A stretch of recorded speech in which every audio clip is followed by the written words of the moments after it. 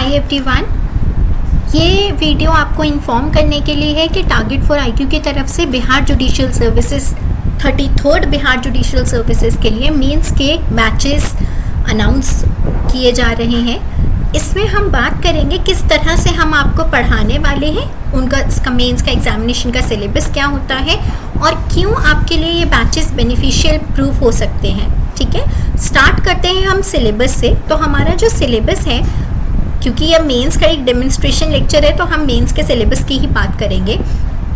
Bihar judicial services mains में आपके कुछ सब्जेक्ट्स हैं, कंपलसरी सब्जेक्ट्स जिनको हम जानते हैं, जो है आपके जीके, साइंस, हिंदी, इंग्लिश और law of evidence and procedure. मैं स्पेसिफिकली आपसे बात करूंगी लॉ के सब्जेक्ट से रिलेटेड, क्योंकि उसी के लेक्चर्स में आपके लूँगी।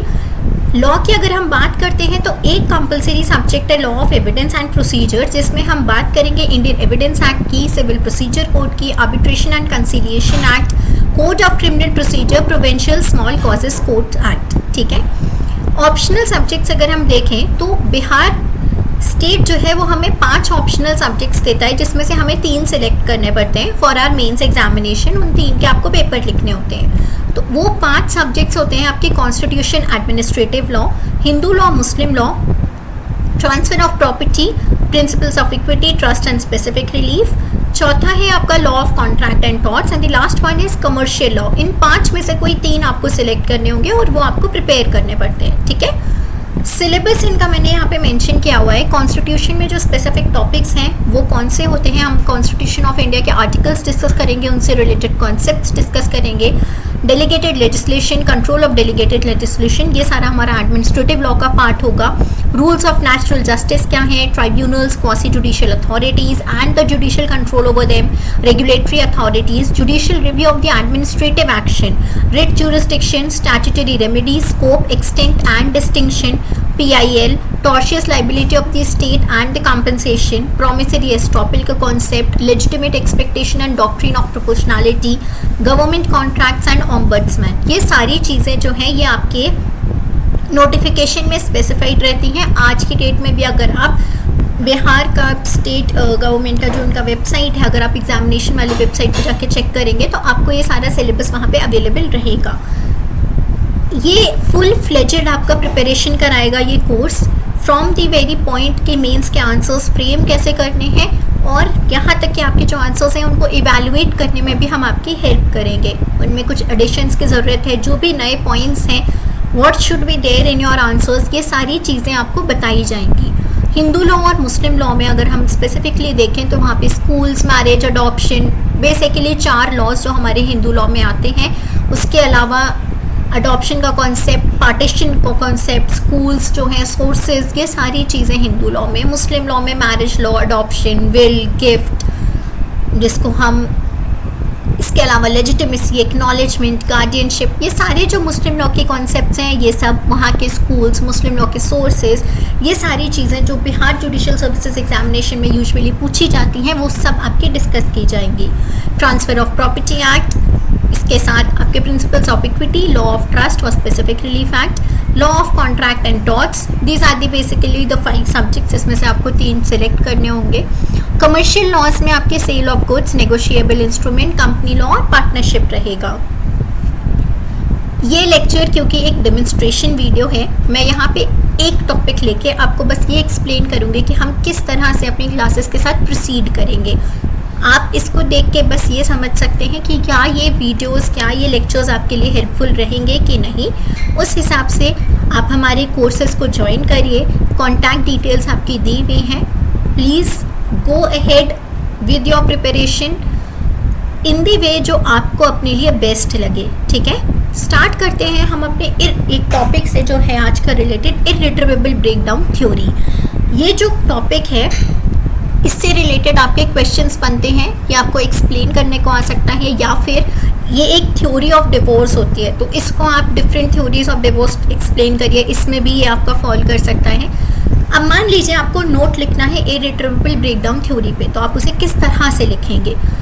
सबसे पहला हम ये बात करेंगे कि इर्रिट्रेवेबल ब्रेकडाउन थ्योरी होती क्या है, इसका मतलब क्या है। इसका मतलब ये होता है, अगर हम मीनिंग की बात करें तो इसका मतलब ये होता है that couple can no longer live together as husband and wife. अब जो है उनके लिए बहुत मुश्किल हो गया है एज अ मैरिटल रिलेशनशिप में एग्जिस्ट करना, ठीक है। कुछ भी करके उन्होंने बहुत कोशिशें कर ली, फैमिली मेम्बर्स ने भी कोशिश कर ली, but they are not able to survive in that relationship.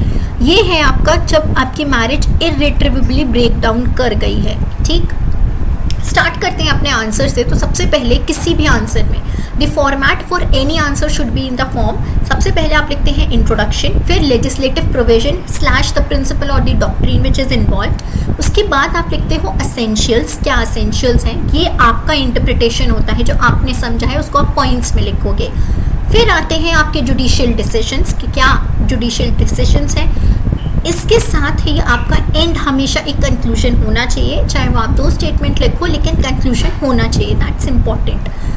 हमारा इंट्रोडक्शन अगर हम इस आंसर का देखें तो जो इस तरह का जो ब्रेकडाउन, ये जो थ्योरी है, सबसे पहली चीज़ इसको हमारा हिंदू मैरिज एक्ट रिकॉग्नाइज नहीं करता है, ठीक है। 1964 में इसका फॉर्म एक तरह से थोड़ा सा इंट्रोड्यूस हुआ था, जब क्लॉजेस 8 और 9 सेक्शन 13 के ये 2 क्लॉजेस को री नंबर करके 13(1)(a) कर दिया गया। ये क्लॉजेस किस बारे में बात कर रहे थे कि पहली चीज़, डिक्री ऑफ जुडिशियल सेपरेशन पास हो गई लेकिन 1 साल तक रिजम्पशन ऑफ कोहैबिटेशन नहीं हुआ। वहीं दूसरी तरफ दूसरा ग्राउंड ये था कि रेस्टिट्यूशन की डिग्री पास हो गई थी लेकिन 1 साल तक जो रेस्टिट्यूशन है उस डिग्री का एग्जीक्यूशन नहीं हो सका। तो ये दोनों ग्राउंड्स को एक तरह से रीड किया जाने लगा कि हाँ, कहीं ना कहीं ब्रेकडाउन थ्योरी को थोड़ा सा रिकॉग्निशन दे दिया गया है बाय 1964 अमेंडमेंट। असेंशियल्स हम इन्हीं के बेसिस पे लिख रहे हैं। अब यहाँ पे क्योंकि स्पेसिफिकली कोई लेजिस्लेटिव प्रोविजन नहीं है इसलिए उसका हेड हमने यहाँ ऐड नहीं किया है, ठीक है। एसेंशियल्स क्या है कि either party can seek a divorce, ये एसेंशियल्स बेस्ड है ऊपर के दो लिमिटेड रिकॉग्निशन मिली हुई है उस पे। मीनिंग की अगर हम बात करें इस थ्योरी का मतलब क्या होता है, that couple can no longer live together as husband and wife, both the partners must prove to the court that marriage has broken down so badly that there is no reasonable possibility or chance of getting back together or to continue such relationship, ठीक है। अगर हम judicial decisions की बात करें तो इसके साथ ही एक बात आपको याद रखनी ज़रूरी है, वो ये कि इर्रिट्रेवेबल ब्रेकडाउन थ्योरी को लेजिस्लेचर ने इतना रिकॉग्नाइज नहीं किया जितना जुडिशरी ने कर दिया है। तो यहाँ पे केस लॉज बहुत इंपॉर्टेंट हो जाते हैं। वो केस लॉज जहाँ पे इसको रिकॉग्निशन मिला, जहाँ पे इसको बेसिकली इस्टेब्लिश किया ऑनरेबल सुप्रीम कोर्ट ने, और वो भी जो रिसेंटली डिसाइड किए गए हैं। कुछ रिसेंट केस लॉस देखिए, आप बहुत मुश्किल होता है सारे केस लॉस को याद रख पाना, लेकिन कुछ केस लॉस बहुत ज़रूरी हो जाते हैं क्योंकि वो एक तरह से लॉ में नया टर्न ले आते हैं, नया उसमें डायरेक्शन दे देते हैं लॉ को या किसी कॉन्सेप्ट को। हम बात करते हैं सबसे पहले नवीन कोहली वर्सेस नीतू कोहली। इसमें कोर्ट ने रिकॉग्नाइज किया कि कोई भी ऐसी सिचुएशन को आप लिंगर ऑन नहीं कर सकते, इतना लंबा नहीं खींचना चाहिए कि वो किसी को तकलीफ देने लगे। The situation causing misery should not be allowed to continue indefinitely. अगर आपको पता चल रहा है कि पार्टीज मेंटली, फिजिकली, फिनेंशियली सब हैरेस हो रही हैं उस रिलेशनशिप की वजह से, तो बेटर है कि उसको एंड कर दिया जाए, ठीक है। कोर्ट ने ऑब्जर्व किया that although efforts had been made towards amicable settlement but there is no cordiality left between the parties, और इसी वजह से कोई पॉसिबिलिटी नहीं है कि वापस से ये जो शादी का बंधन है इसको जोड़ दिया जाए, ठीक है। Once the marriage was broken down beyond repair it would be unrealistic for the law not to take notice of that fact and it would be harmful to the society and injurious to interest of the parties. अगर हम इस तरह के रिश्ते को तोड़ते नहीं हैं तो लॉ कुछ it's not protecting the sanctity of marriage, rather it is actually hurting the feelings and emotions of the parties. तो law को इस तरह से, क्योंकि law is basically meant for application to the real humans, ठीक है, application on the real humans, तो हमें उस चीज़ का ध्यान रखना है और उसी तरह से इसको इंटरप्रेट किया गया, hence इस थ्योरी को रिकॉग्निशन मिल गई। शिल्पा शैलेश वर्सेस वरुण श्रीनिवासन का केस था जहां पे सुप्रीम कोर्ट ने, honourable supreme court said that it has discretionary power under article 142 for dissolving the marriage, और ऐसी कोई भी शादी होती है तो court has to balance out the equities between the conflicting claim of the parties, और ये जो भी डिस्क्रिशन है इसको बहुत ही ध्यान से with great care and caution it must be exercised, ठीक है। और ये 142 इसलिए लग रहा है क्योंकि यहाँ पे कंप्लीट जस्टिस करने की पावर है कोर्ट के पास, और हमारे पास कोई लेजिस्लेटिव प्रोविजन नहीं है जो हमें इर्रिट्रीवेबल ब्रेकडाउन के बेसिस पे हमारी डिवोर्स को ग्रांट करने में हेल्प कर सके। Hence the court is exercising the powers under article 142। Rakesh Raman versus Kavita, very recent judgment, बहुत इंपॉर्टेंट है। इंपॉर्टेंट इसलिए हो जाता है क्योंकि इसको लीगली बैकिंग देने के लिए, इस थ्योरी को लीगल थोड़ी बैकिंग देने के लिए कोर्ट ने ये रीड डाउन कर दिया कि irretrievable breakdown can be read as cruelty, a marital relationship जिसमें कुछ नहीं बचा है, which has become more bitter and acrimonious over the years, does nothing but inflicts cruelty on both the sides. To keep the facade of this broken marriage alive would be doing injustice to both the parties। इसलिए आप अगर आप ध्यान दें तो ऊपर 142 की power को एक्सरसाइज करते हुए इस ग्राउंड को रिकॉग्नाइज किया गया था, बट क्योंकि अब कोर्ट ने उसे as a ground, as a cruelty read कर दिया है, तो अब क्योंकि that is a recognised ground under section 13, तो इसके बेसिस पे जो सबऑर्डिनेट कोर्ट्स हैं they can also dissolve the marital relationship, they can also grant divorce on this ground, ठीक है। इसलिए उसको इस तरह से रीड किया गया है। That's why this case has become very important. फिर है केस आपका doctor Nirmal Singh Panesar versus Mrs Paramjit Kaur Panesar alias Ajinder Kaur Panesar. इस केस में बेसिकली कोर्ट ने ये बोला कि हमारे पास डिस्क्रिशन है, 142 के अंदर इनहेरेंट पावर्स हैं कि हम मैरिज को, अगर even if 140 is actually opposing dissolution of marriage, but अगर वो इर्रिट्रीवेबली ब्रेक डाउन हो गई है तो इस ग्राउंड पे हम उसे डिसॉल्व कर सकते हैं। इसके साथ ही ये कुछ एग्जाम्पल्स हैं जो आपके आंसर को एक स्ट्रॉन्ग बैकिंग दे देंगे और एक तरह से आपके लिए एक बोनस की तरह काम करेंगे, बिकॉज ये बताएगा कि आपको ये जो कॉन्सेप्ट है ये क्लियर हो गया है, इसमें आपको डाउट नहीं है अब, ठीक है। इर्रिट्रीवेबल ब्रेकडाउन का जो कॉन्सेप्ट है इसको आपने समझ लिया है ठीक तरह से।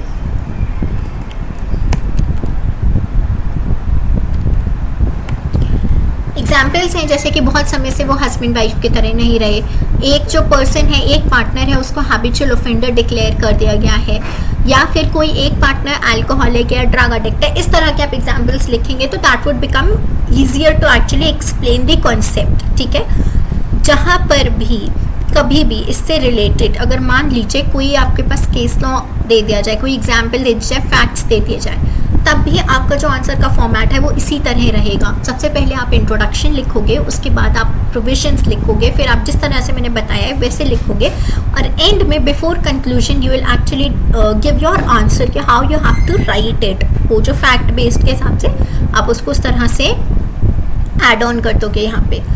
इसके साथ ही कंक्लूजन बहुत इंपॉर्टेंट होता है। कंक्लूजन में आप यही लिखेंगे कि irretrievable breakdown theory of marriage though is not recognised by the legislature but has been given due credit, due importance from time to time by the judiciary, and it has been recognised as a valid ground of divorce, as a valid theory of divorce, ठीक है। That would become the conclusion.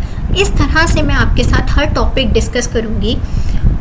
I hope ये आपके लिए helpful रहेगा, आपको इससे समझ में आ जाएगा कि आपकी क्लासेस किस तरह रहने वाली हैं। साथ ही जैसे जैसे जो जो टॉपिक्स ख़त्म होते जाएंगे उनसे रिलेटेड जो भी, या आई थिंक टॉपिक स्टार्ट होने से पहले ही I would actually give you the idea the just किस तरह से क्वेश्चंस पूछे जा सकते हैं इस टॉपिक से रिलेटेड, या प्रीवियस ईयर में कुछ ऐसे क्वेश्चंस कौन से पूछे गए हैं जहाँ पे आप इस तरह से आंसर्स लिख सकते हो। साथ ही आप साथ में जब ये सब आप पढ़ रहे होंगे उसी के साथ आपको अपने आंसर्स भी लिखने होंगे, जो कि मैं इवैल्यूएट भी कर दूँगी, उसके लिए भी आपको ये काफ़ी हेल्पफुल हो जाएगा।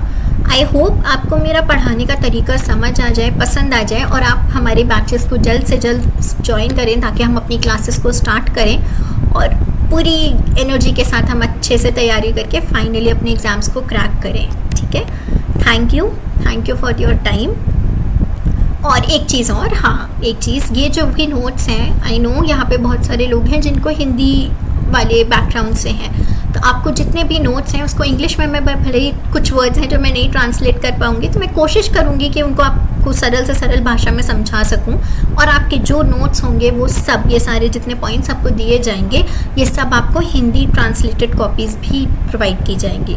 ठीक है, थैंक यू। आई होप आप लोग को सब अच्छा लग जाए। Thank you.